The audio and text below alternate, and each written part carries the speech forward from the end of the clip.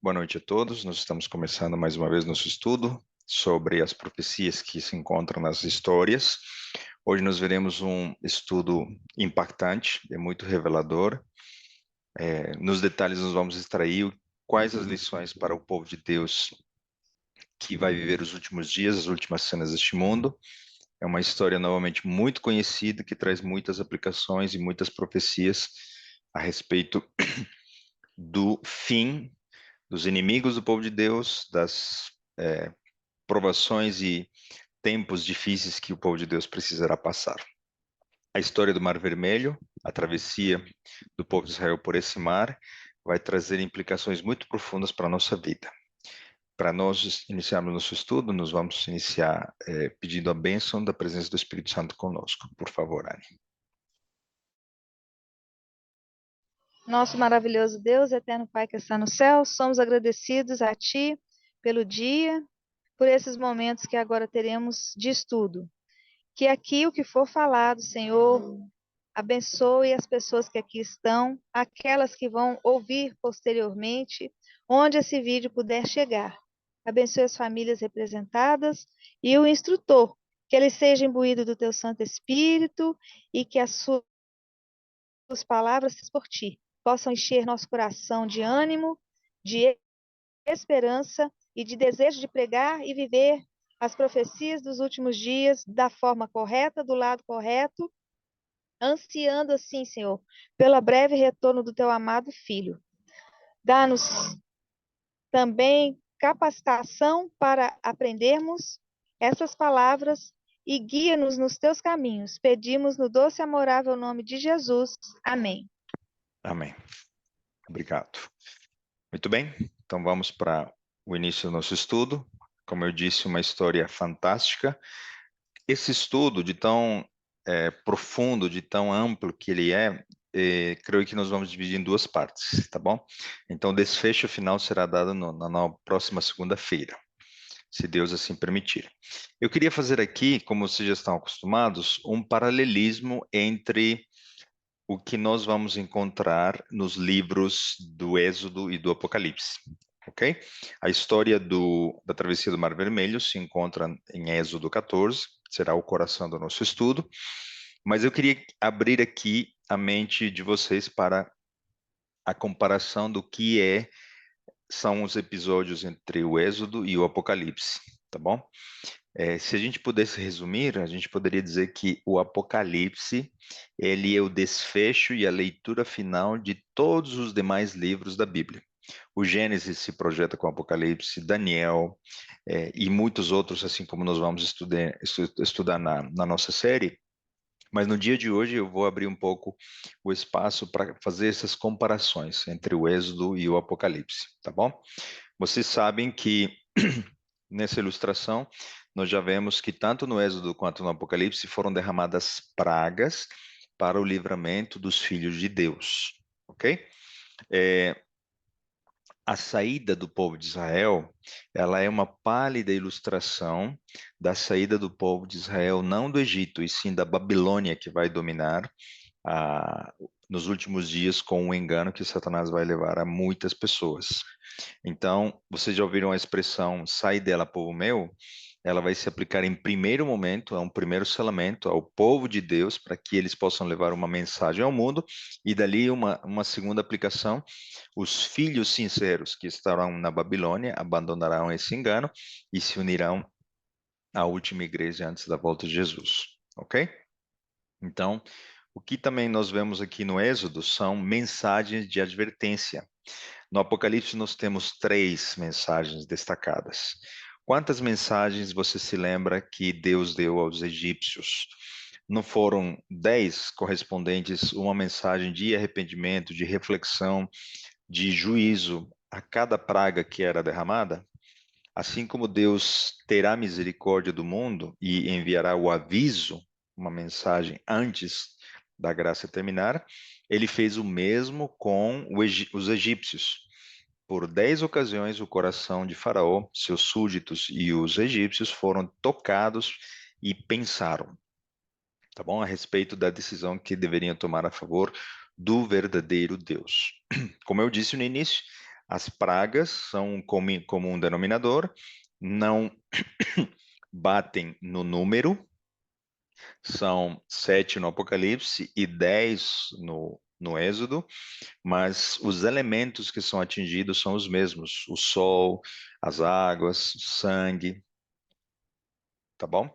Então vejam que, novamente, quem são atingidos pelas pragas são os ímpios e não os justos, o povo de Deus, tá? Então é importante também a gente notar de que Deus estava a cada praga é, eliminando qualquer possibilidade de crença em uma das divindades do Egito antigo, nas moscas, nas rãs, nas águas, no sol, como nós veremos mais detalhes, ok? No Êxodo você tem a figura de um homem que foi usado por Deus como libertador do povo de Israel. Em Apocalipse, o libertador que virá na forma de um anjo chamado Miguel, será o nosso próprio Cristo, nosso Salvador, quando em Daniel 12:1 se descreve que ele se levanta para defender e libertar o seu povo. Então, a analogia é direta. Se você já estudou conosco o santuário, você sabe que em que consiste a Páscoa, que um cordeiro foi morto e o seu sangue foi aspergido nos portais, nas portas das casas dos israelitas, como sinal de proteção e selamento contra, perdão, a favor dos filhos de Deus. No Apocalipse, o Cordeiro de Deus é o personagem central do livro e é pelo sangue dele, né, que os 144 mil têm as suas vestes embranquecidas e eles são cobertos pela justiça de Cristo. Então, todas essas analogias são reconhecíveis pela maneira que nós estamos abordando essa comparação. Existe mais ainda, né? A libertação.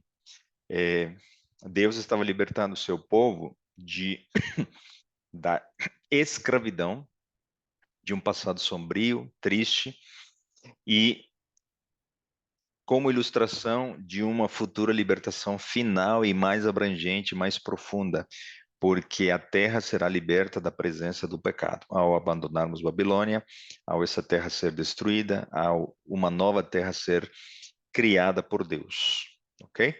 Então, percebam que, como até agora, na nossa série, nós temos visto que existe um personagem maior, existe um protagonista mais profundo, lições mais profundas daquelas que nós podemos ver, né, na simples avaliação da história já conhecida, e existe um plano da redenção sendo executado e ilustrado através dessas histórias.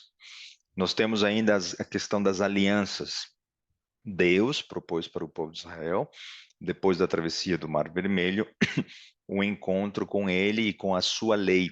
Então Deus apresentou o estatuto da aliança, do matrimônio espiritual que ele faria, né, com a sua noiva Israel nessa época, e ele propôs uma aliança que teologicamente os pastores denominam de aliança mosaica.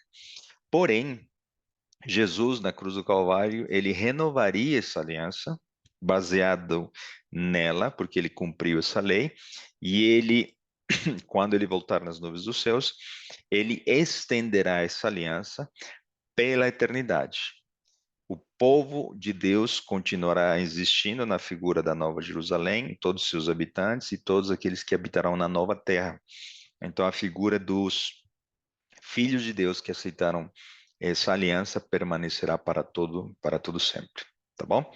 Então, é importante entendermos que se tudo isso tem uma semelhança entre Êxodo e Apocalipse, nós poderemos nos adentrarmos na história da travessia do Mar Vermelho para entendermos que detalhes se projetam para o futuro e que lições são preparadas por Deus para cada um de nós. Vamos fazer uma rápida análise de quem foi Moisés, tá bom? Bem rapidamente. Nós vamos ter um estudo depois desse do Mar Vermelho. Na sequência, vamos falar de Moisés e as lições para os líderes da igreja, tá? Mas, como uma introdução muito rápida, Moisés, alguns entendem de que o nome Moisés foi dado na linguagem egípcia para dizer que ele foi retirado das águas, não é? Conforme a história muito bem conhecida. Então, alguns arqueólogos definem como o nome dele como sendo Happy Moses, o deus do Nilo, né? O deus das águas. E não é totalmente confirmado, mas é muito provável que esse Happy Moses tenha sido o personagem bíblico. Pela cronologia bíblica, Moisés nasceu por volta do ano 1500 a.C. E ele fugiu depois de ter matado um egípcio no ano de 1490 a.C. Então, o, o, o capítulo 17 perdão, através do livro do Êxodo e dessa cronologia que eu estou tentando resumir, nós podemos entender, junto com os livros de Reis, de que a saída do povo de Israel tenha ocorrido 40 anos depois, né, da saída de Moisés do Egito. Então seria por volta do ano 1450 antes de Cristo, tá bom? Só para a gente se localizar na linha do tempo. É muito importante também entendermos aqui que Moisés teve uma jornada antes espiritual, né? Antes do povo de Israel.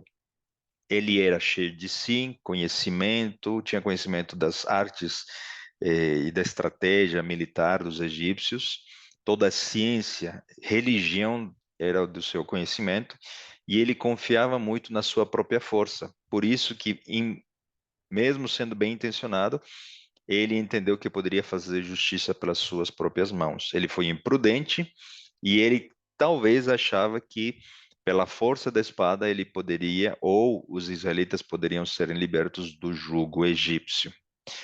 É interessante que Deus precisou de 40 anos para preparar o seu líder para que ele pudesse aprender primeiro a se tornar um pastor de ovelhas. Ele precisava entender que na humildade ele poderia ouvir a voz de Deus para ser um instrumento dele, né? E somente depois desse preparo, dessa humilhação, da mansidão que ele aprendeu a ter, ele aprenderia a liderar com o povo de Israel. É interessante que as ovelhas têm características muito positivas, como lealdade, obediência, mas muitas delas também são teimosas e elas não entendem o que o seu pastor gostaria de fazer por elas. Isso também é uma ilustração do que Moisés teve que aprender no campo, né, no deserto, com as ovelhas, porque ele encontraria um povo de dura cerviz, um povo muito teimoso, um povo com um passado de escravidão muito profundo no seu coração. Ok? Então podemos ir para o texto bíblico. Vamos primeiro fazer uma comparação muito rápida sobre o que ocorreu antes da saída do povo de Israel. Nós já estudamos em detalhe a Páscoa, a simbologia, com a conexão com o santuário, mas aqui a introdução vai ser como preparo para a travessia do Mar Vermelho, tá bom? Então, o texto bíblico diz em Êxodo capítulo 5, versículo 1.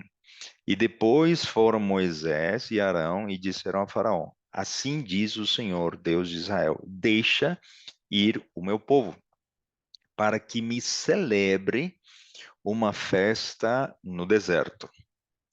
O pedido era o quê? Deixar sair o povo de Deus.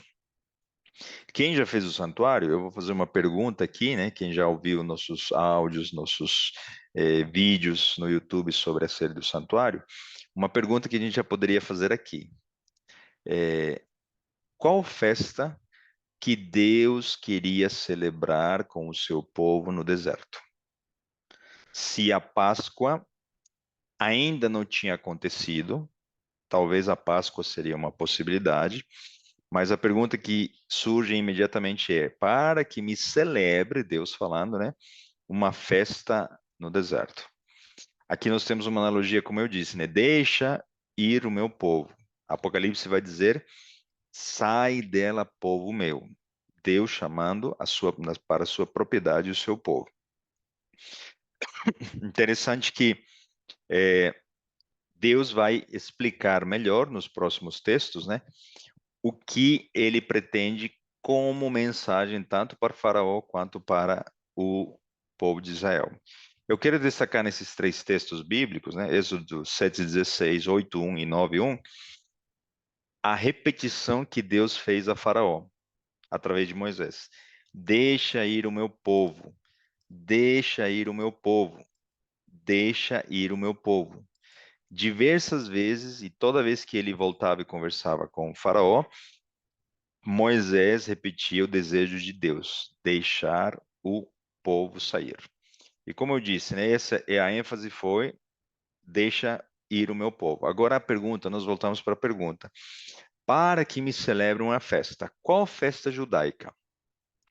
Qual celebração Deus queria ter com o seu povo? Vamos entender que a Páscoa não poderia ser a resposta, porque o texto bíblico que nós vamos ler daqui a pouco é, nos leva a entender de que Deus queria, num primeiro momento, que o povo saísse por 3 dias, tá bom? Para celebrar, fazer essa celebração e adoração a Ele.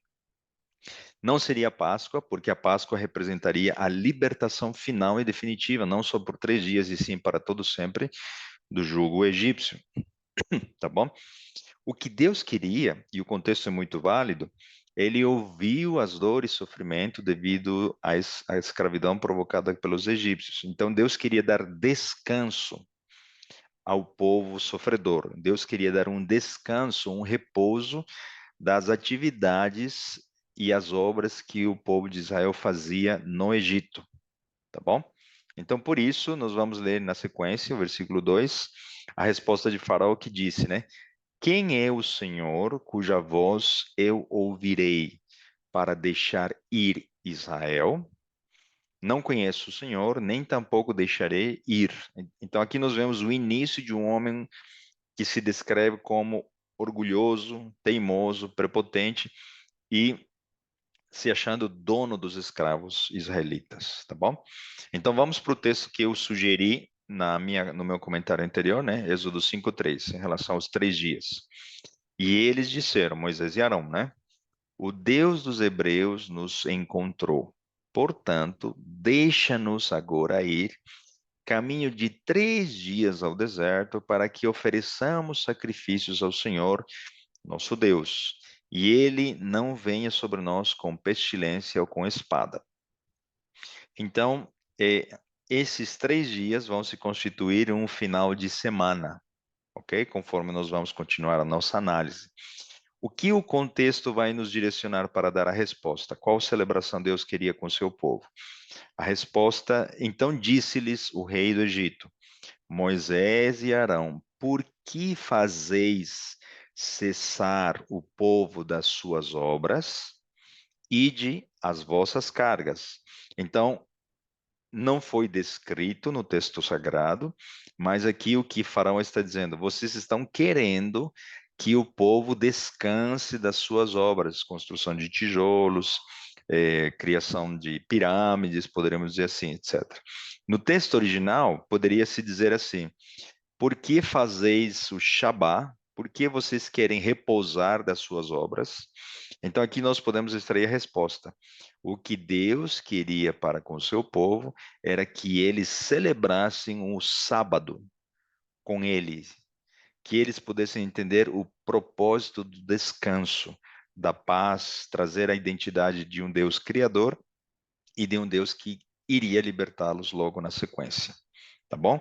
Vejam que existem mais argumentos sobre essa questão. E disse também Faraó: Eis que o povo da terra já é muito, e vós os fazeis abandonar as suas cargas. Ou seja, haverá um poder no futuro muito semelhante ao poder egípcio, na figura da Babilônia, no símbolo apocalíptico, que vai obrigar ao povo e ao mundo, né, a guardar um dia que não é o verdadeiro dia de repouso. E Deus vai retirar um povo para querer celebrar com eles a identidade da criação, e aí vem a primeira mensagem angélica, né? Ele vai precisar ensinar esse povo a como é guardar o sábado, para que eles sejam libertos das suas cargas, tá bom? Então, Deus tem um propósito com o sábado. Nós não estamos estudando sequer o sábado, né? Nas quintas-feiras tem os estudos das doutrinas bíblicas, mas aqui nós podemos entender que existe um propósito de Deus lá no passado e lá no futuro em relação à guarda do sábado, tá bom? Do repouso, do descanso. Ainda tem mais argumentos, vejam. E lhes imporeis a conta dos tijolos que fizeram antes. Nada diminuireis dela, porque eles estão ociosos, ou seja, eles queriam descansar o sábado, queriam descansar, e ele reconhecendo, ele disse: Não, vocês vão ter que pagar a conta. Por isso clamam, dizendo: Vamos, sacrifiquemos ao nosso Deus. Versículo 18: E depois agora, trabalhai, palha, porém, não vos será dada. Contudo, dareis a conta dos tijolos. Ele achava, sendo ímpio e pagão, que eles queriam apenas descansar por ter preguiça. Ele não entendia o propósito de um Deus que ele desconhecia, que era o descanso físico, mental e espiritual. Ok? Então, qual foi a primeira celebração que Deus pretendia para com seu povo? O reconhecimento da dependência da criação, né, da origem genética de um projeto pleno, amplo, que define a nossa identidade. O sábado será o centro do conflito nos últimos dias, assim como está se configurando, né, o motivo do propósito de Deus ao ensinar tanto os egípcios quanto aos israelitas como deveria ser guardado o sábado. Então percebam, as divindades do Egito tinham muita conexão com o sol. Então, as atividades religiosas dos egípcios se realizavam aos domingos. E o faraó, ele obrigava os israelitas a seguirem as festividades ímpias aos domingos e não queria que eles descansassem no sábado. É interessante que, e já avançando um pouco na história, né? Quando eles saíram do Egito, Deus ensinou as lições do sábado através da refeição que ele preparou para eles no deserto, o maná.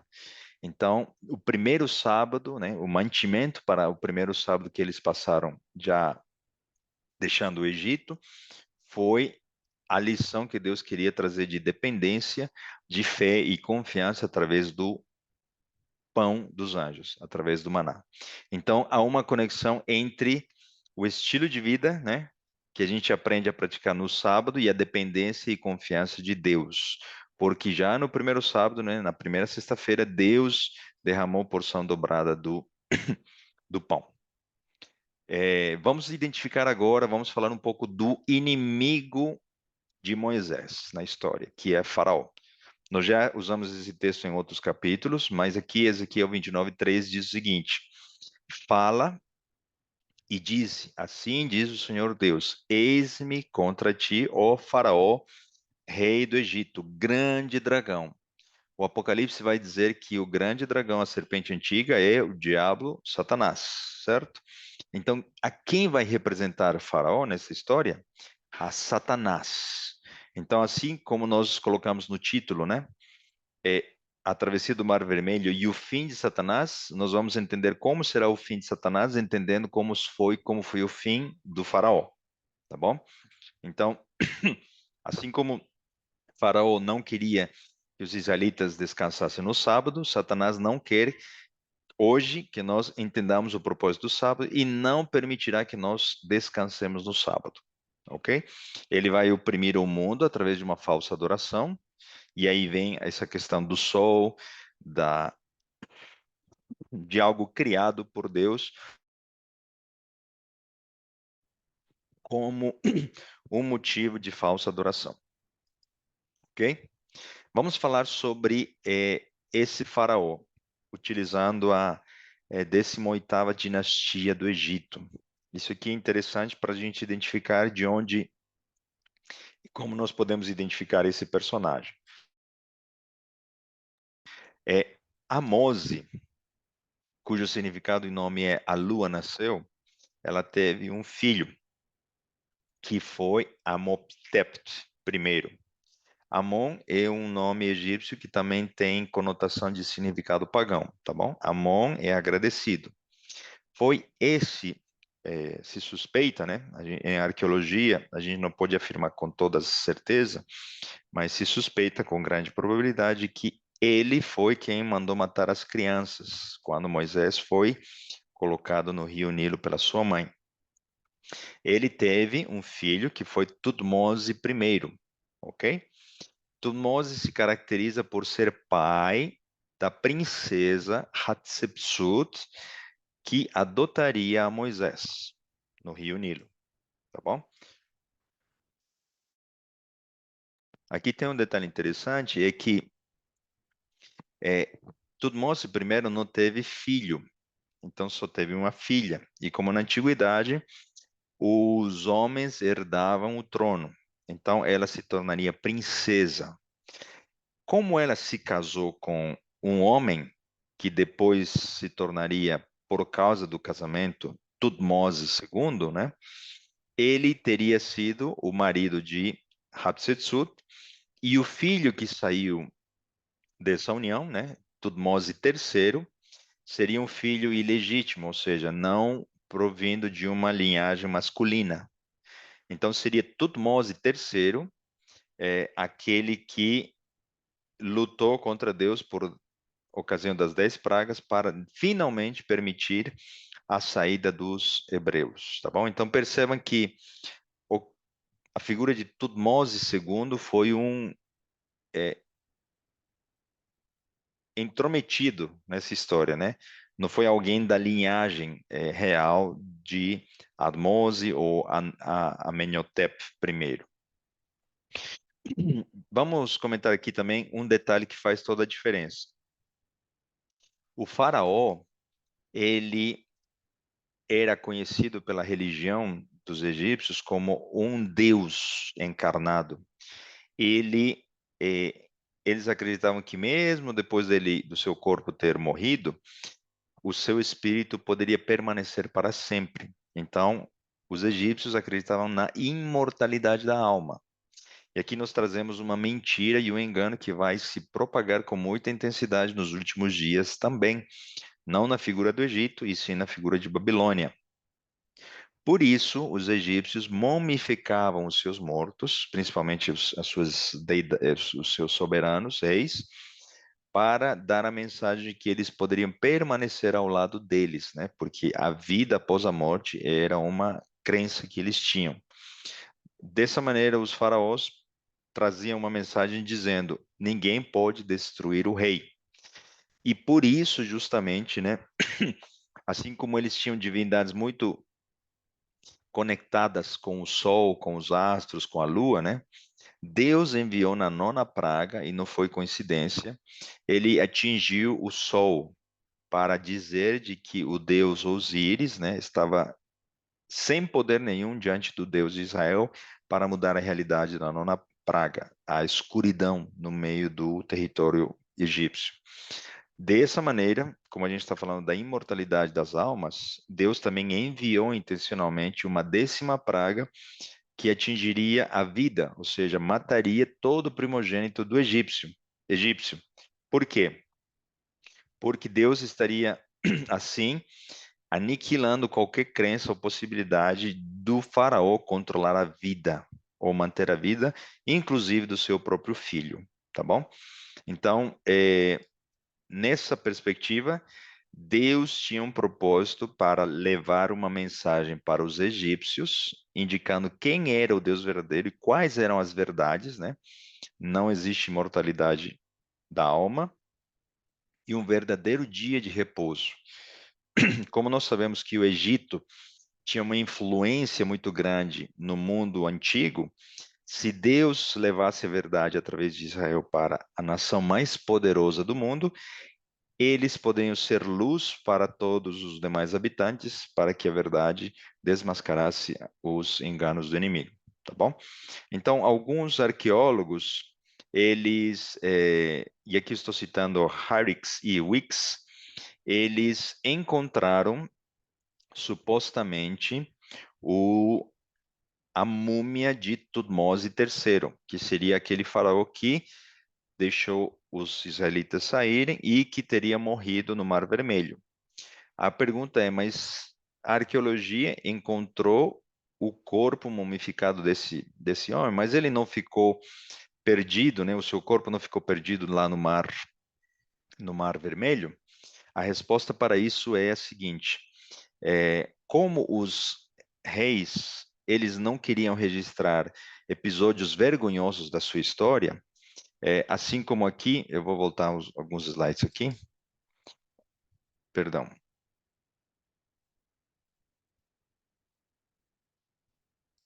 Não existem registros marcantes de Hatshepsut como princesa herdeira do trono de Tutmose I, porque não havia um filho herdeiro direto. Então, Tutmose III, ele fez questão de apagar os registros de Hatshepsut, ok? Isso é comprovado, o Dr. Rodrigo Silva fala bastante sobre isso. Então, quando nós vemos aqui um corpo mumificado, nós podemos entender de que o faraó ou as autoridades egípcias que viram a destruição no Mar Vermelho, eles pegaram um outro corpo de alguma outra pessoa e mumificaram para dizer de que Faraó não tinha sido derrotado no Mar Vermelho, ok? E coincidentemente, as análises dessa múmia revelam de que esse indivíduo era um indivíduo novo, de 17 para 19 anos, o que não coincide com a idade esperada do faraó que deixou o povo de Israel sair, tá bom? Então, tudo ainda, em termos dos descobrimentos arqueológicos, levam a crer de que a palavra de Deus é fiel, faraó foi morto, o seu corpo não foi achado e um impostor foi colocado para apagar a verdadeira história dos registros egípcios, tá bom?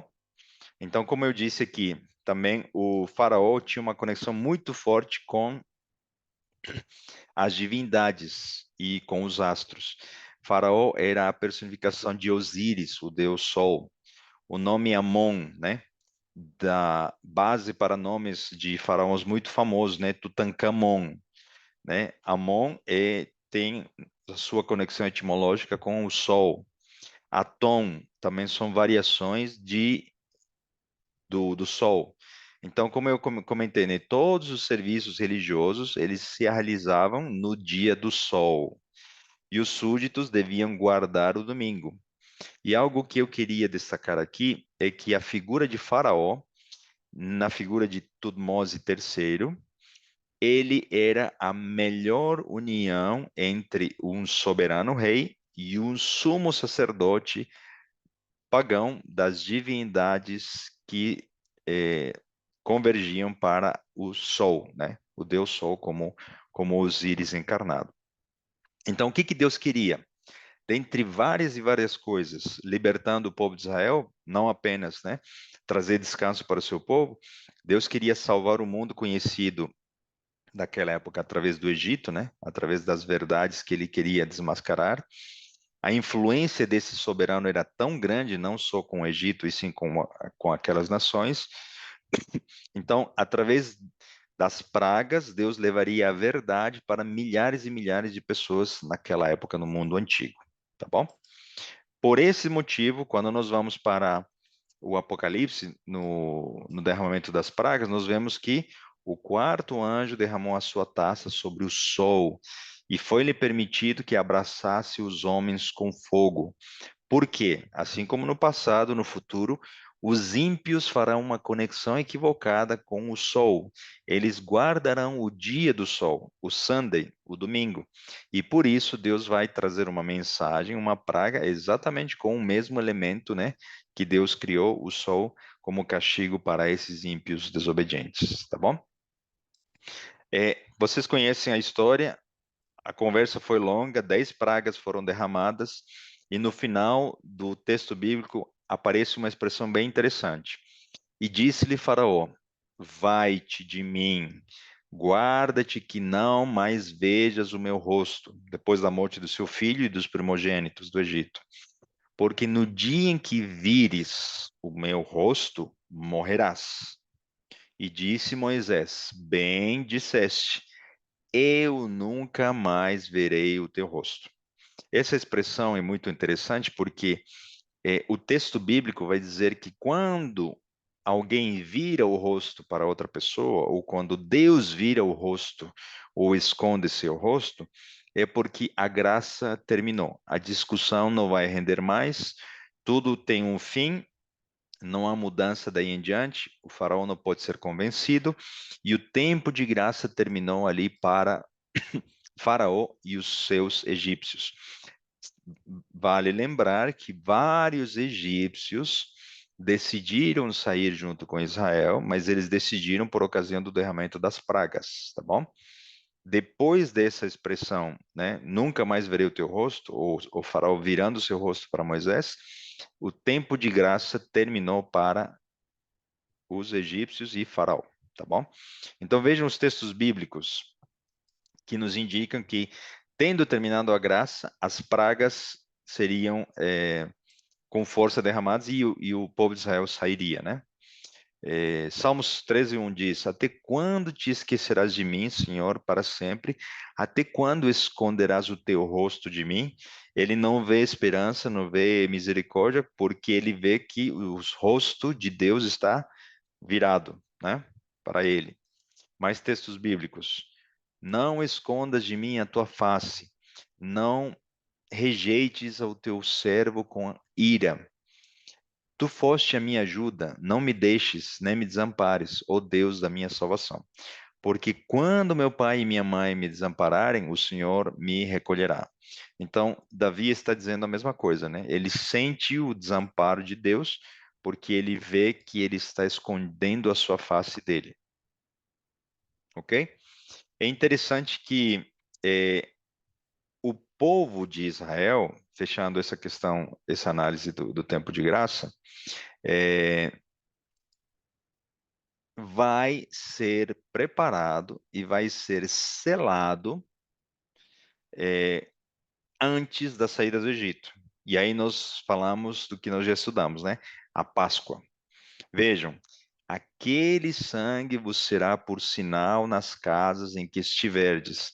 Vendo eu sangue, passarei por cima de vós, e não haverá entre vós praga de mortandade quando eu ferir a terra do Egito. Nós temos a instauração da Páscoa. O sangue seria o sinal de salvação e misericórdia para o povo de Israel. Um cordeiro seria morto, ilustração do cordeiro maior que tiraria o pecado do mundo. E o selo de Deus seria um sinal de obediência, né? Então, não é o sangue que salvaria, é a confiança no sangue. E o que na verdade salvaria, né? A lição principal era que um substituto, um inocente, deveria morrer para a salvação dos pecados e da destruição. Da mesma maneira, né, no futuro, não será por causa da guarda do sábado que seremos salvos, e sim porque o sangue de Cristo limpará, né, a sua justiça nos limpará dos nossos pecados, e nós adoraremos o Senhor do sábado. Sendo perdoados e aceitos por Ele, como que Ele nos cobriria com a sua justiça para nos permitir que nós guardemos o domingo? Então, Deus é muito completo, né? Como a gente sempre tem repetido, a graça precisa nos transformar e nos levar a uma verdadeira obediência à lei de Deus por completo, tá? E o Senhor, vamos agora falar sobre essa questão, né? Já indo para os preâmbulos de quem prepararia a travessia do Mar Vermelho. E o Senhor ia adiante deles, e de dia numa coluna de nuvem, para os guiar pelo caminho, e de noite numa coluna de fogo, para os iluminar, para que caminhassem de dia e de noite. Nunca tirou de diante do povo a coluna de nuvem de dia, nem a coluna de fogo à noite. Quem seria a companhia daí em diante até a entrada de Canaã? Jesus. Jesus era a coluna de nuvem, a coluna de fogo, ele era a rocha, ele era tudo. enquanto o êxodo acontecia. É interessante que a luz da coluna de fogo define uma orientação, um guia, um direcionamento do caminho que eles deveriam seguir. No final dos dias, né? E aí vocês podem parafrasear o texto bíblico: lâmpada para os meus pés e a tua palavra. A palavra de Deus será a luz para o caminho do povo de Deus, tá bom? Proverá orientação, discernimento, o que fazer, quando abandonar a Babilônia, quando deixar as cidades, quando entender os eventos proféticos para tomar as decisões oportunas, etc, etc. Então, o que ocorreu no passado se repetirá na essência da mesma maneira no futuro, tá bom? Então, como eu disse, nosso estudo de hoje vai ser um pouco mais extenso e nós vamos dividir em duas partes. Porém, nós vamos iniciar agora, de fato, a entender em detalhes a travessia do Mar Vermelho, ok? Nós vamos fazer várias perguntas aqui, que nós não vamos responder todas elas hoje, nós vamos responder na segunda parte do nosso estudo.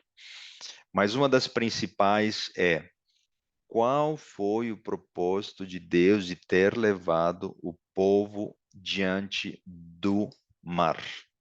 O mar se configurava uma ameaça de morte para o povo de Deus. Crianças, mulheres, animais não poderiam nadar, não poderiam atravessar, não poderiam sobreviver, se afogariam. Atrás deles se encontrava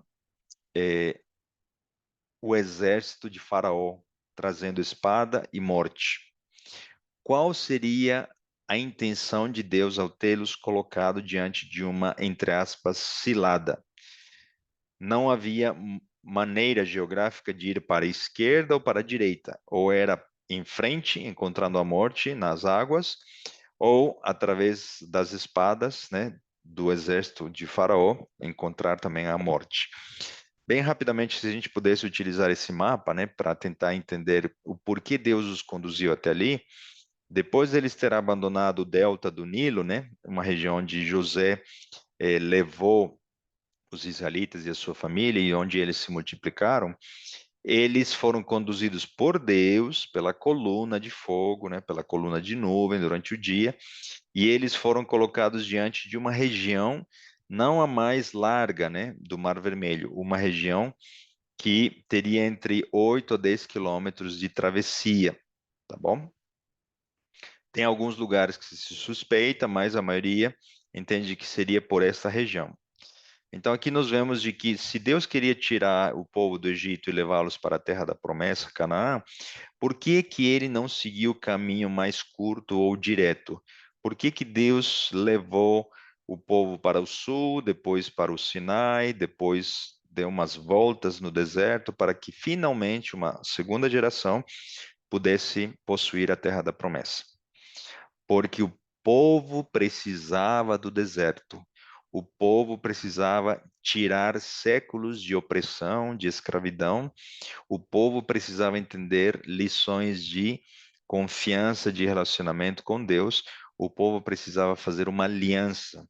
Deus queria organizar uma nação, tribos, clãs, famílias, ordem, acampamento, exército. Da maneira como eles tinham saído do Egito, eles eram apenas um amontoado de gente, ok? Então, Deus tem um propósito para com o seu povo usando o deserto. Nos nossos dias, nós também não vemos ainda a concretização das promessas de Deus. Parece que a nova terra está muito longe de nós, mas nós podemos confiar em Deus porque nós estamos no nosso deserto, com as nossas dificuldades, e Deus está nos guiando, se nós assim permitirmos. O deserto é importante para cada um de nós. As dificuldades, a falta de alimento, a falta de pão, a falta de perspectiva do emprego. Não sei qual é a situação que Deus está permitindo que o inimigo atinja a você. Um problema no relacionamento, um problema na empresa, não sei. Mas Deus tem um propósito com tudo isso. E se parece que nós estamos dando voltas, né, assim como um povo adventista que tem a sua história há mais de 170 anos do seu início, Deus está conduzindo esta igreja e está preparando uma última geração para o encontro com seu filho, para possuirmos a nova terra, tá bom?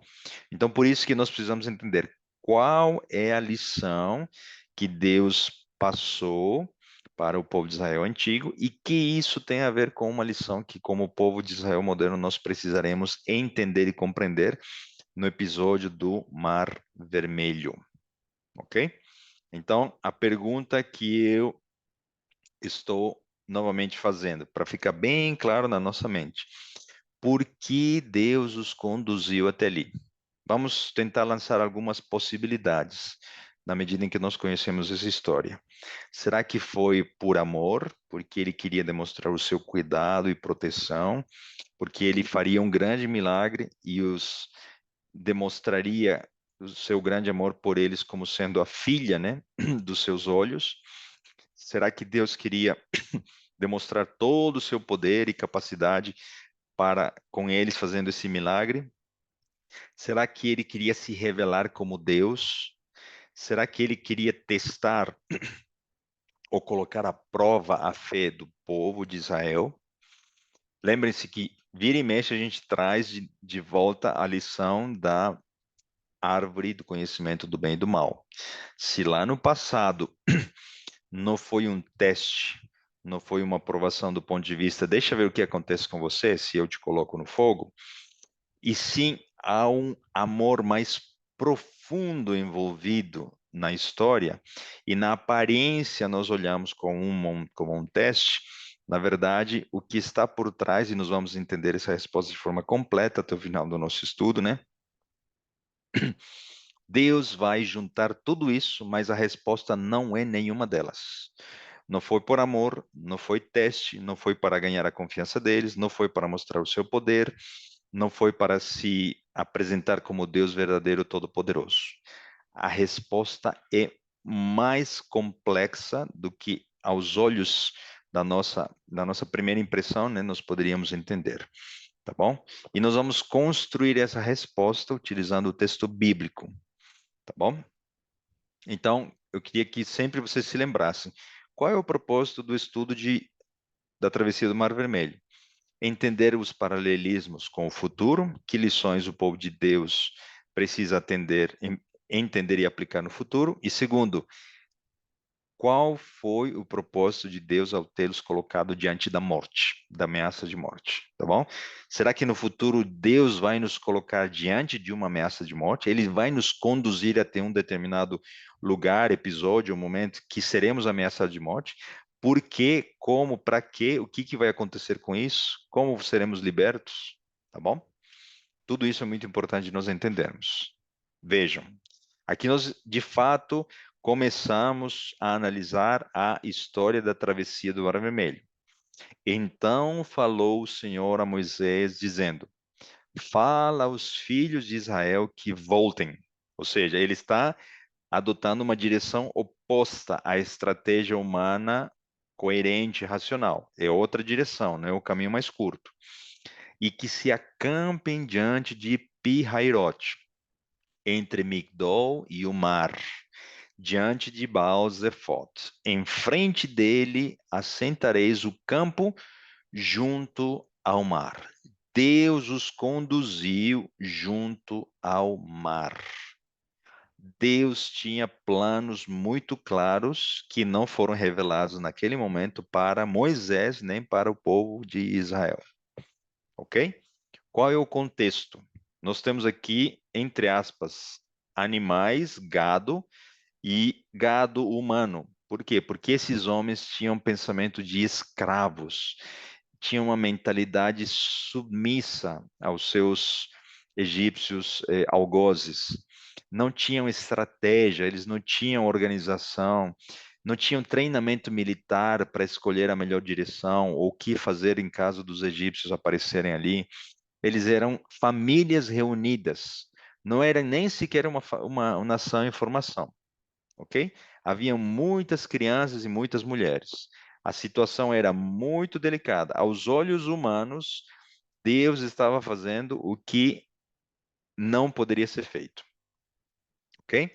Versículo 3. Então Faraó dirá aos filhos de Deus, de Israel: estão embaraçados na terra, e o deserto os encerrou. Qual foi a percepção de Faraó? Eles estão atrapados, eles estão sem saída. O mar e as colinas e a montanha do outro lado. Qual será a percepção de Satanás? Não haverá saída para os filhos de Deus no futuro. É o meu momento de atacar, ok? Vão sempre pensando nos paralelismos que estamos fazendo. Já identificamos que o personagem do tipo é Faraó e o antítipo é Satanás, ok? Israel representa, na verdade, o povo de Israel moderno que vencerá Satanás. Vamos para o texto. E eu endurecerei o coração de Faraó, para que os persiga, e serei glorificado em Faraó, em todo o seu exército. E saberão os egípcios que eu sou o Senhor, e eles fizeram assim. É interessante que Deus vai usar o povo para ser glorificado. Nos últimos dias, nós seremos a representação de Deus para o mundo.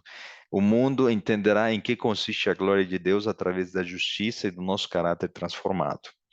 Deus endureceu, entre aspas, não é uma predestinação, mas é um texto que nos direciona a é, levar através de várias mensagens ao desejo do arrependimento de Faraó, porém, ele escolhendo por conta própria e negando a oportunidade, ele estaria o quê? Endurecendo o seu coração, tá bom? Então aqui a palavra é todo o seu exército. O que significa todo? Que nenhum soldado, nenhum carro ficaria para trás no Egito, ok? Versículo 5. Sendo, pois, anunciado ao rei do Egito que o povo fugia, mudou-se o coração de Faraó e dos seus servos contra o povo e disseram: por que fizemos isso, havendo deixado ir a Israel, para que não nos sirva? Então houve, entre aspas, um falso arrependimento, né? Vendo que os obreiros, os escravos estavam fugindo, eles decidiram, Faraó, por ordem de Faraó, perseguir novamente o povo para tomar poder e posse sobre eles. Versículo 6. E aprontou o seu carro, ou seja, o inimigo vai se aprontar, vai preparar-se para a guerra contra o povo de Israel, tá? Moderno. E tomou consigo o seu povo. O que isso significa? Ele vai levar todos os seus anjos, todos os seus poderes, a besta que surge do mar, a besta que surge da terra, todos os seus aliados, ok? Para perseguir o povo de Israel. Daniel 11, né? Nós vemos aqui o rei do norte tendo conquistado o rei do sul, tendo levado todas as nações ao engano, vai levar consigo para atacar a igreja verdadeira dos últimos dias. Vejam os detalhes do texto, versículo 7. E tomou 600 carros escolhidos, e todos os carros do Egito, e os capitães sobre todos eles. Qual é, qual é a palavra que você está vendo aqui repetida? Todos, todos, todo o seu exército, todos os carros, todos eles. O que que Deus pretendia então? Lembre-se da pergunta, né? Qual é o plano de Deus com essa história? Aqui estamos entendendo que todos os inimigos seriam levados para um determinado local, tá bom? 600 carros. Flávio Josefo, ele explica de que entende-se de que naquela época cada carro egípcio levava em torno de 200 soldados. Então nós teríamos mais ou menos 120 mil soldados egípcios perseguindo os israelitas, tá bom? Vejam o que diz o versículo 8, novamente, né? Porque o Senhor endureceu o coração de Faraó, rei do Egito, para que perseguisse os filhos de Israel. Porém, os filhos de Israel saíram com alta mão. Versículo 9. E os egípcios perseguiram-nos todos, os cavalos e carros de Faraó, e os seus cavaleiros e o seu exército, e alcançaram-nos acampados junto ao mar, perto de Pirhairode, diante de Baal-Zefon. Qual é o denominador comum? Perseguição, todos. Homens, soldados, cavalos, exércitos, carros, inimigos e o próprio faraó. Todos. Então, a pergunta que eu fiz, né? Qual era o propósito de Deus? Uma resposta que ainda será dada, mas para todos os inimigos do povo de Israel. Ok? Nós vamos indo para o final, né, do nosso estudo de hoje, pelo tempo, e nós vamos ler só mais 2 versículos aqui, ainda nessa ênfase, tá? E aproximando Faraó, os filhos de Israel levantaram seus olhos, e eis que os egípcios vinham atrás deles, e temeram muito. Então os filhos de Israel clamaram ao Senhor. Haverá um tempo de angústia futuro, uma angústia que não será, será, aliás, a mais enorme, né? O tempo de angústia qual nunca houve até então, tá? E neste caso, o povo de Israel tem medo da morte, ok? No futuro não será o medo da morte, será o medo de não ter sido perdoado, como nós analisamos rapidamente na história de Jacó e a mudança que Deus fez com seu filho, né? Seu patriarca, que depois se chamaria Israel. Vejam novamente o texto, como ele volta, a narrativa é muito clara e muito forte. E disseram a Moisés: não havia sepulcros no Egito para nos tirar de lá, para que morramos neste deserto? Por que nos fizeste isto, fazendo-nos sair do Egito? Vejam, agora duas palavras que aparecem aqui: sepulcros, lugar de morte, né? E morramos. Juntemos com as palavras-chave que nós já lemos. Todos os inimigos, sepulcros para eles e morte para eles. Ok? Vocês estão conseguindo montar o quebra-cabeças e já tentar dar uma resposta que nós articularemos melhor no nosso próximo estudo? Deus queria mostrar salvação para com o povo de Israel. Na próxima semana nós vamos entender de que Deus fará um milagre, vai usar seu servo Moisés. Moisés vai levantar a sua vara e o livramento virá. Nos últimos dias, a salvação virá não por força humana, virá do céu, e isso representa a mais pura relação de dependência de um povo para com seu Deus. Deus criou esse cenário para que nenhum israelita pudesse dizer: fomos salvos pelas nossas próprias forças, pela nossa estratégia. No futuro, né, o povo de Deus precisará entender na mais pura essência a mensagem da justificação pela fé.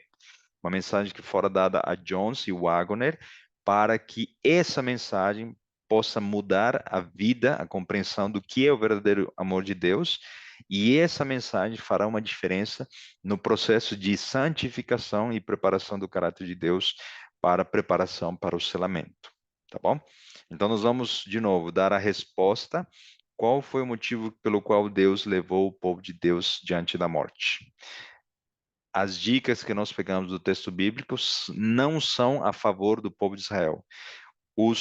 O alvo de todos os inimigos, todos os carros, todos os cavalos, o faraó, sepulcro e morte, é para Egito e os seus exércitos. Nós configuraremos melhor essa resposta e nós louvaremos o nome de Deus, porque Deus tem um plano muito especial para nós, para o futuro, para os nossos inimigos, assim como ocorreu no passado.